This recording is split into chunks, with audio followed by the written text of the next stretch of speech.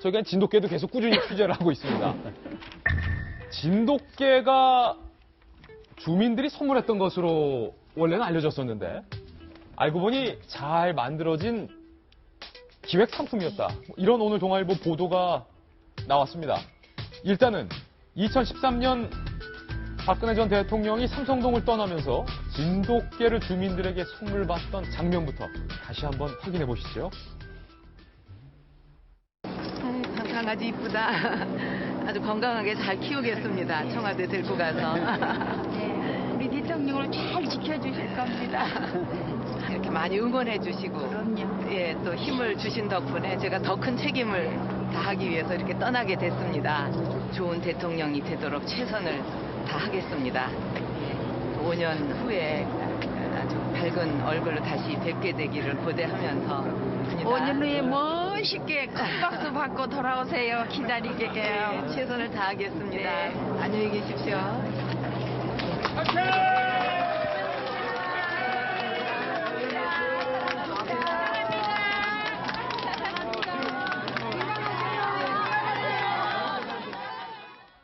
저는 개인적으로 저 때 장면을 다시 보면 안타까운데 저 때의 저 바람대로 5년을 정말로 잘 국민을 위해서 정치를 했으면 이런 결과는 없었을까 싶은데 그때 당시 김병무 의원님, 제가 현장 취재 기자로 생방송 뉴스를 통해서 저 때의 진돗개 전달 화면을 생중계로 기자 리포팅을 하고 있었던 때였는데 저게 주민들의 선물이 아니었다고요?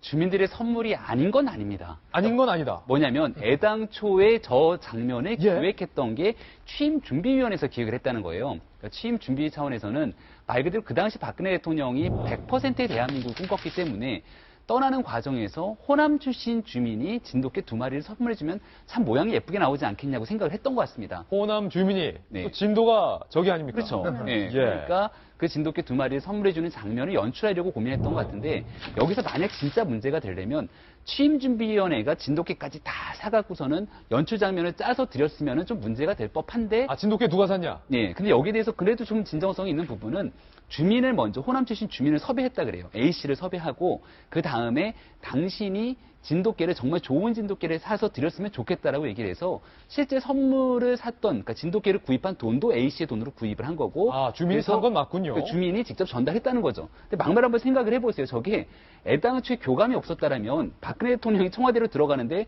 어떤 주민이 갑자기 개를 들고 와서 딱 드리면 형을 뭐 맞고 막 하지 않았겠습니까? 어느 정도의 교감은 분명히 있었던 거고 이 마지막 기사에 한 달락이 좀 의미가 깊은데 이 A씨 입장에서는 어쨌거나 호의를 받아들여서 내 돈으로 굉장히 좋은 진돗개를 희망이 새로미를 구입해서 이제 전달한 거 아닙니까? 근데 떠나는 과정에서 이 두 아이들을 놓고 나왔던 거에 대해서 좀 서운한 감정들이 있다 그래요. 그 부분이 조금 찡한 그런 감정이 생기는. 희망이 새로미가 청와대에 들어가서 잘 먹고 잘 살고 새끼까지 7마리 낳아서 9마리의 대식구를 이뤘는데 당시에 취임준비위원회가 이 진돗개 과연 누구 작품이냐라는 물음에 대해서 이렇게 답했습니다. 호남 출신 주민이 전남 진도에서 태어난 진돗개를 직접 구입해서 영남 출신 대통령에게 선물하면 좋은 그림이 나올 것 같다라는 2013년 당시에 아이디어를 인수해서 냈다고 그래요.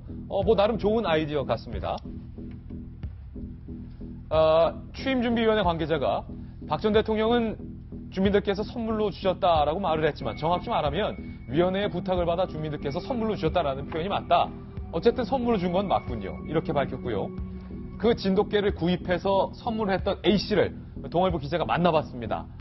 진돗개 지금 이렇게 됐는데 좀 심정이 어떠세요? 라고 물어보니까 진돗개 전담 기자죠. 박 전 대통령 처지도 이해한다. 하지만 자택으로 올 때 희망이 새로미 중에서 다만 몇 마리라도 좀 같이 데려왔으면 좋았을 것이다 라고 아쉬움을 표했는데 직접 사서 선물해드린 주민 입장에서는 아쉽기도 할 텐데 공교롭게도 그때 박성기 전 대변인께서 저 취임준비위원회 대통령 인수위원회 대변인 아니셨습니까? 혹시 이거 박 대변인 아이디어 아닙니까? 진돗개 선물? 저는 저 정도의 머리를 쓸 정도로 좋지 않아요. 겸손하시기까지. 사실 굉장히 좋은 기획입니다. 저건. 좋은 기획이고 저는 의미 있다고 생각을 하고요. 또 하나는 저게 대통령이 저걸 알았을까요? 사전에 말을 맞춰서 주민 한 사람 섭외해가지고 그분이 가져온 걸 저는 몰랐을 거라고 생각을 해요. 대통령한테 보고까지 할 사안은 아니고요. 지금 보면은 참 대단한 것이 기자들이 취재력이 대단한 게 이제는 뭐 아주 사소한 문제까지 다 지금 다 드러나는 것 아니에요? 아까 제가 얘기를 하다 이제 중간에 끊긴 부분이 있어요. 검찰에 가서 조사하기 좀 나오겠지만 예. 누구든지 현행범이 아닌 이상은 부인하고 싶어 하는 건 맞잖아요. 그런데 검찰과의 싸움은 뭐냐?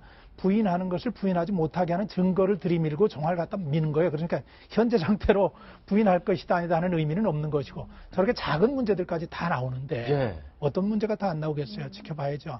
하나 말씀드리고 싶은 거는 그래요. 주민들의 얘기처럼 주민의 얘기처럼 데리고 나왔으면은 참 더 좋았을 텐데 마당도 있고 또 한편으로 이해를 하자면은 데리고 나올 경황이 또 있었겠는가 그 상황에서 그런 생각도 좀 듭니다. 뭐 일요일에 갑자기 짐 싸서 사실은 나오기에 급급했으니까 그럼에도 불구하고 이 칼라 진돗개의 처제에 대해서 굉장히 안타까워하고 있는 사람들도 많아요. 고소한 사람도 있고요. 그렇죠. 근데 사실은 뭐 제가 뭐 말씀드렸지만 좀 과도한 측면이 있다. 고발까지 할 거는 아니라고 생각을 하고 사실은 이틀 만에 그러니까 기각될 줄 알았다면 탄핵이 인용이 아니라 기각될 모든 국민들이 인용될 거라고 모든이라는 건 좀 어폐가 있군요.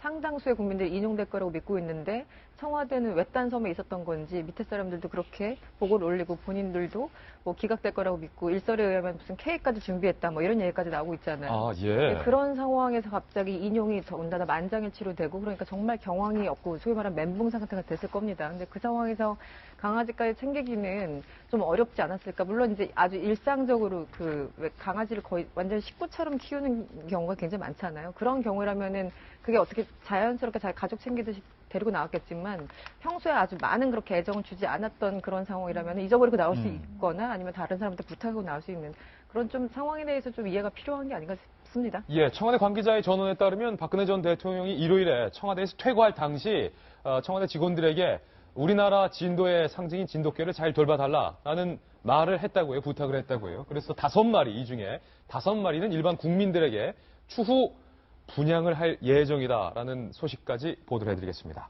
이번엔 저희가 준비한 다음 돌직구 신문으로 이동하겠습니다. 바로 검찰 수사를 앞둔 박근혜 전 대통령의 대응 방향에 대한 내용입니다. 함께 보시죠.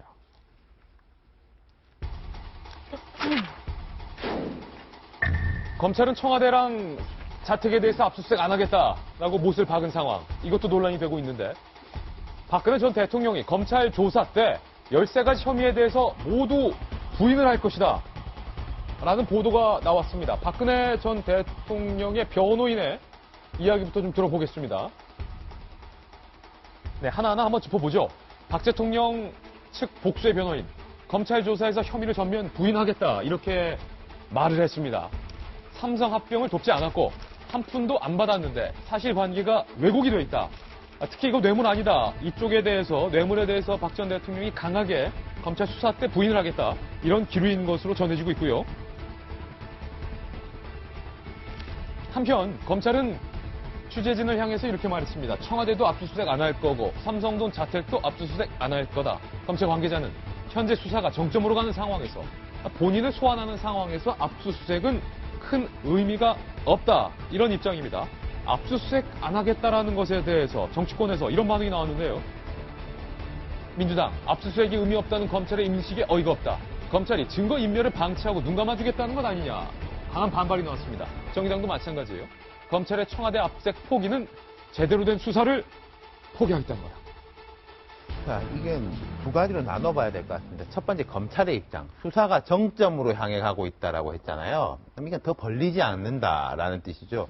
근데 예를 들어서 이제 특검에서 박 전 대통령에 대해서 수사를 하다가 시간이라든지 물리적 한계로 해가지고 못한 것들이 많지 않습니까? 뭐 예컨대 세월호 7시간 같은 경우에는 그때 뭘 했는지 정확하게 밝히지를 못했다라는 거지 뭐가 없다라는 거가 아니거든요. 그런 사람들이 많은데 아마도 검찰은 그런 부분을 넓히지 않고 있는 것 같아요. 왜냐하면 검찰에서 청와대나 삼성동뿐만 아니라 관련자들을 추가로 뭐 소환하거나 이런 것도 없었거든요. 예. 그러니까 이제 자료를 중심으로 해서 수사를 하고 있는 것 같고 그 중간에서 이제 마지막으로 박 전 대통령을 소환해가지고 정점을 찍는다 이런 계획인 것 같은데 이게 과연 적절하냐에 대해 가지고는 여러 가지 이야기가 있을 수 있겠죠.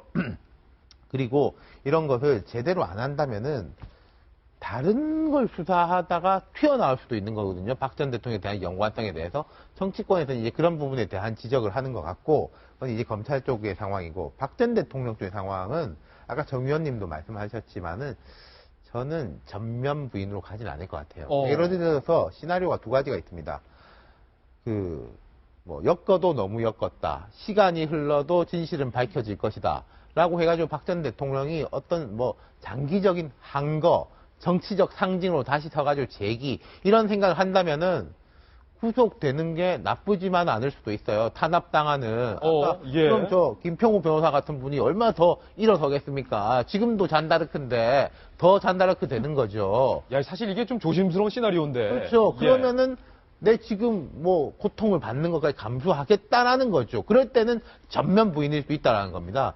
근데 과연 박 전 대통령께서 그런 식의 이제 선택을 할 것이냐. 그러니까 구속을 감내할 것인가 말 것인가. 그렇죠. 그렇다면 이제 법리적 공방은 할 수 있더라도 너무나 딱딱 떨어지는 것들이 있지 않습니까? 그런 것의 사실관계에 대해서까지 부인을 한다면은 사실관계는 인정을 하되, 근데 그게 그런 의도가 아니었다, 이게 아니었다라고 할 수 있겠지만은 사실관계까지 다 부인을 하면은 영장 청구의 가능성이 높아지고, 지금도 검찰이 벌써 욕먹는데 박 전 대통령이 사실관계까지 다 부인하는데 아유 그렇습니까? 라고 영장 청구도 안 할 수가 없을 거예요. 검찰 입장에서는. 그렇다면은 저는 박 전 대통령이 지금까지 행보로 볼 때는 좀 부자 쪽이 오히려 가능성이 높을 수 있을 것 같아요.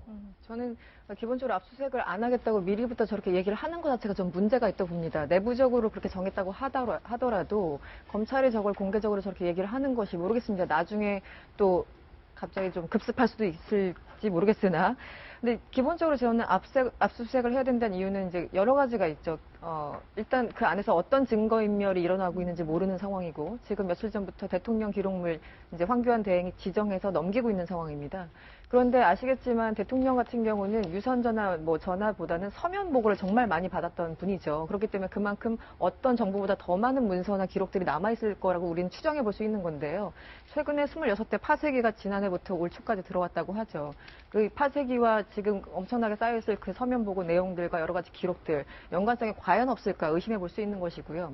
또 하나는 저번에 윤 시장이 지적했지만 그 공식 청와대 문서에는 비번이 적혀 있어서 그 반드시 기록물로 남겨야 되는 건데, 그거 외에도 기록물로 남겨야 되는 건 예를 들어 포스트잇, 작은 메모 이런 것들도 다 역사의 하나의 기록입니다. 근데 포스트잇까지 다 남겨야 됩니까? 그러니까 그 법적으로 어디까지 규정되는지 모르겠는데 어쨌든 기록물로 남기려면 충분히 남길 수 있는 것이죠. 왜냐하면 미국 같은 경우에는 아주 작은 메모 이런 것도 다 이렇게 박물관이나 이런 데 가면 좀 남겨져 있거든요. 휴지에 이렇게 급하게 작성한 메모 이런 것도. 예를 들어 이정미 헌법재판관의 헤어롤도 지금 보관한다고 하는데, 그 역사적인 어떤 기록들. 그래서 그 안에 어떤 일이 벌어지고 있는지 모르기 때문에 압수수색을 해야 되는 것이고, 또 하나는 있죠. 우병우 수석. 우병우 수석에 대해서 우리는 아무것도 알고 있지 못합니다. 그렇다면 그 안에 여러 가지 증거가 있을 거라고 우리는 추정해 볼 수 있는 거고요.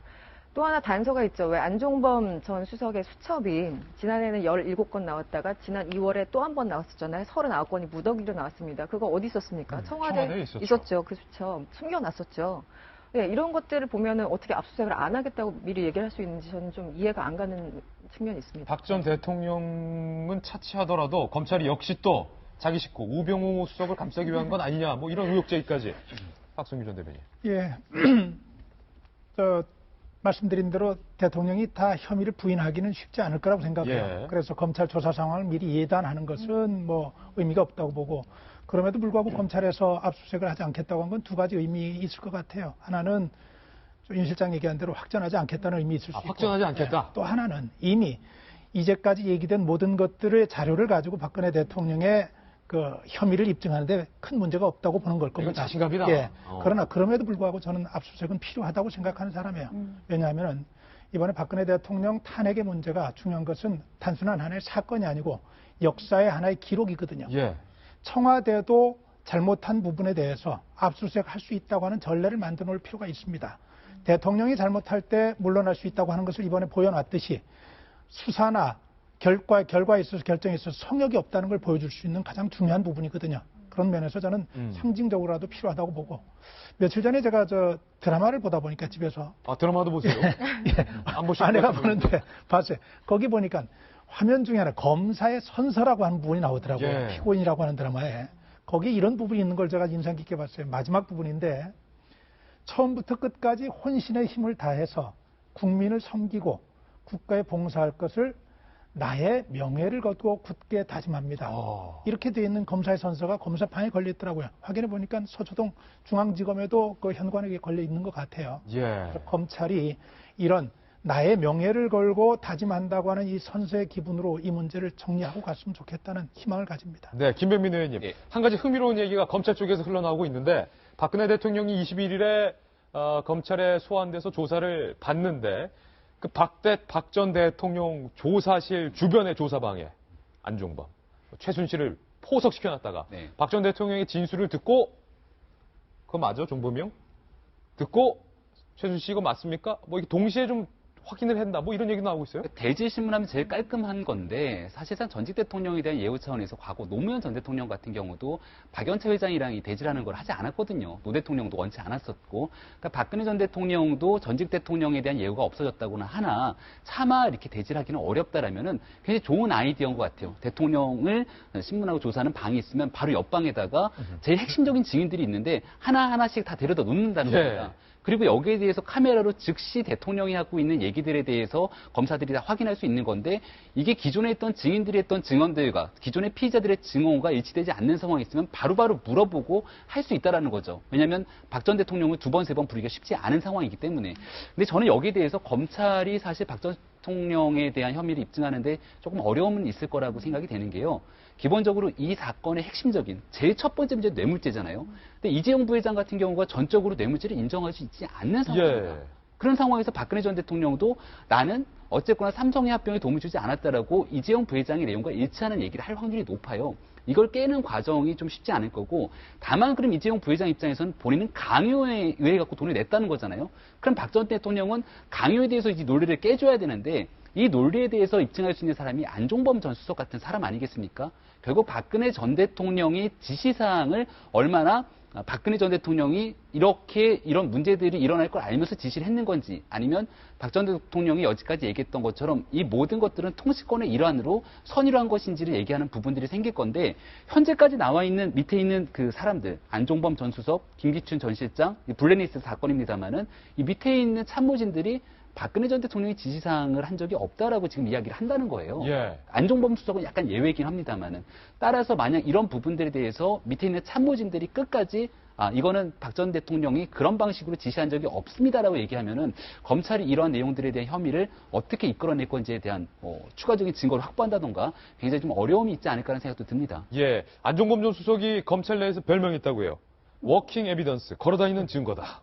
그렇죠. 수첩뿐만 아니라 17건, 33건 뿐만 아니라 여러 가지 결정적인 증거를 했고, 이번에 박 전 대통령 조사할 때도 옆방에 와 있어서 이제 결정적인 증거를 얘기를 할지가 관심인데요.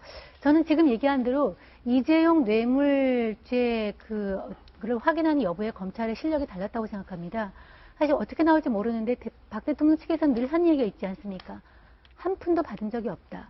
사실 박근혜 대통령이 직접적으로 돈을 받은 건 없어요. 예. 누가 받았느냐? 최순실이 받았죠. 최순실이 삼성으로부터 이제 뇌물 받은 거, 그 다음에 받겠다고 한 거지 포함해서 433억인가요? 그걸 어떻게 입증할 것인가? 박 대통령은 받은 게 없습니다. 그러면 저는 검찰은 이렇게 할 것 같아요. 박 대통령이 받은 게 없어요, 직접적으로. 그렇죠. 그리고 삼성도 직접 준 게 없어요. 그런데 그러면 삼성이 자연인 최순실한테, 강남 아줌마 최순실한테 400억을 줬다?